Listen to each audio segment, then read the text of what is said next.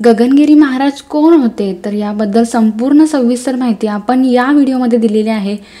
तर त्या व्हिडिओला तुमचा इतका चांगला प्रतिसाद मिळाला आणि तुम्ही दिलेल्या इतक्या छान प्रतिसादानंतर असं लक्षात येतं की तुम्हाला गगनगिरी महाराजांबद्दल अजून जाणून घ्यायची इच्छा आहे आणि त्यासाठीच खास आजचा व्हिडिओ बनवलेला आहे। आणि गगनगिरी महाराजांचा खोपोलीमध्ये एक आश्रम आहे, तर त्या आश्रमाबद्दलच आपण या व्हिडिओमध्ये संपूर्ण माहिती पाहणार आहोत, म्हणूनच व्हिडिओ शेवटपर्यंत नक्की पहा।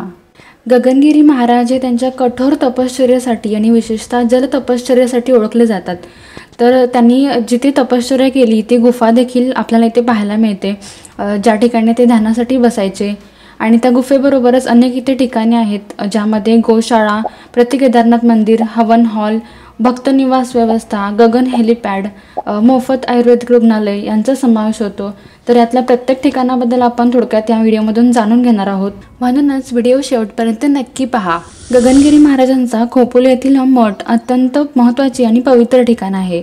निसर्गाचा आदर करा आणि त्याच्याशी समतोल साधून जीवन जगा अशी महाराजांची शिकवण होती। त्यामुळे खोपोली येथील गगनगिरी महाराजांचा हा मठ देखील अत्यंत निसर्गरम्य आणि शांत आणि पवित्र ठिकाणी असलेला आपल्याला पाहायला मिळतो। दिनांक 4 फेब्रुवारी 2008 रोजी वयाच्या 101व्या वर्षी या ठिकाणीच गगनगिरी महाराज समाधिस्थ झाले। गगनगिरी महाराजांच्या समाधी मंदिरामुळेच या मठाला विशेष महत्त्व प्राप्त झाले आहे। या मठात येण्यासाठी आपण खोपोली रेल्वे स्थानकावर उतरून चालत किंवा रिक्षाने आपण इथपर्यंत येऊ शकतो। हे अंतर फक्त 1.5 किलोमीटर आहे। पावसाळ्यामध्ये जर आपण या ठिकाणी भेट दिली तर आजूबाजूला असणाऱ्या अनेक धबधब्यांचा आणि हिरवाईने नटलेल्या सुंदर अशा निसर्ग सौंदर्याचा आनंद आपण इथे घेऊ शकतो। इथे या मठाचे प्रवेशद्वार आहे। प्रवेशद्वाराजवळ चप्पल आणि बूट काढण्याची व्यवस्था केलेली आहे। मठाच्या मुख्य प्रवेशद्वारामधून आत गेल्यावर आपल्याला स्वच्छ, सुंदर आणि शांत आध्यात्मिक वातावरण अनुभवायला मिळते। इथे आपल्याला नवग्रह मंदिर आणि गगनगिरी महाराजांचे दर्शन घडते। इथून पुढे गेल्यावर आपण हवन हॉलमध्ये पोहोचतो। हा हवन हॉल अगदी प्रशस्त आणि मोठा आहे, ज्या ठिकाणी धार्मिक विधी, यज्ञ आणि होम हवन केले जातात। मठातील मुख्य समाधी मंदिराचे दर्शन घेण्यासाठी आपल्याला याच हवन हॉलमधून पुढे जावे लागते। त्यानंतर या मठाचे मुख्य आकर्षण गगनगिरी महाराजांच्या समाधी मंदिराचे दर्शन होते। मंदिराच्या मधोमध पाताळगंगा नदी अगदी खळाळ होऊन वाहत असलेली आपल्याला पाहायला मिळते। पलीकडे जाण्यासाठी इथे एक पूल बांधलेला आहे, ज्यावरून आपण दुसरीकडे जाऊ शकतो। आजूबाजूला घनदाट झाडी आहे, त्यामुळे हे ठिकाण अधिकच शांत आणि सुंदर असल्याचे आपल्याला जाणवते। इथे नियमित पूजा आणि आरती होते। दुपारी आरती झाल्यावर येथे येणाऱ्या भक्तांसाठी भोजन व्यवस्था देखील उपलब्ध आहे। हा भोजन प्रसाद आपण दुपारच्या वेळी गेलो तर याचा लाभ आपल्याला नक्कीच मिळू शकतो।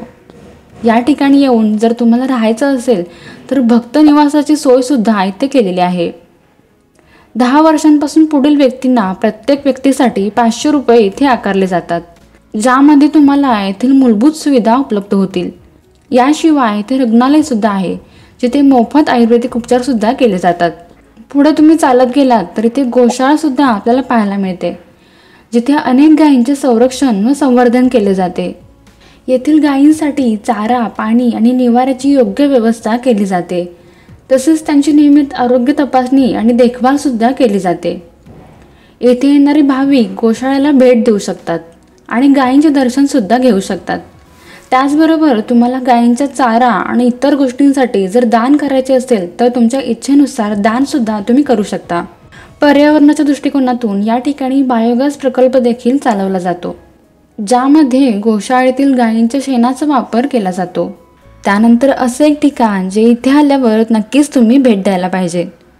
या ठिकाणी प्रति केदारनाथ मंदिर सुद्धा आपल्याला पाहायला मिळते। केदारनाथ मंदिरामध्ये जशी शिवलिंग आहे तशीच हुबेहूब प्रतिकृती या ठिकाणी साकारली आहे। गगनगिरी महाराज ज्या ठिकाणी तपश्चर्येसाठी बसायचे ती गुफा सुद्धा आपल्याला इथे पाहायला मिळते। सकाळी 8 ते दुपारी 1 पर्यंत जो वेळ असतो, या वेळेमध्ये आपण या गुफेमध्ये जाऊ शकतो। या गुफेमध्ये आपल्याला महाराजांच्या अतिशय सुंदर आणि तेजस्वी मूर्तीचे इथे आपल्याला दर्शन होते। अनेक भाविक या ठिकाणी जप आणि ध्यान करण्यासाठी येतात। महाराज असताना अनेक प्रसिद्ध उद्योगपती आणि वरिष्ठ नेते या ठिकाणी भेट देत असत। त्यांसाठी इथे एक हेलिपॅड सुद्धा आहे, ज्याला गगन हेलिपॅड म्हणून ओळखले जाते।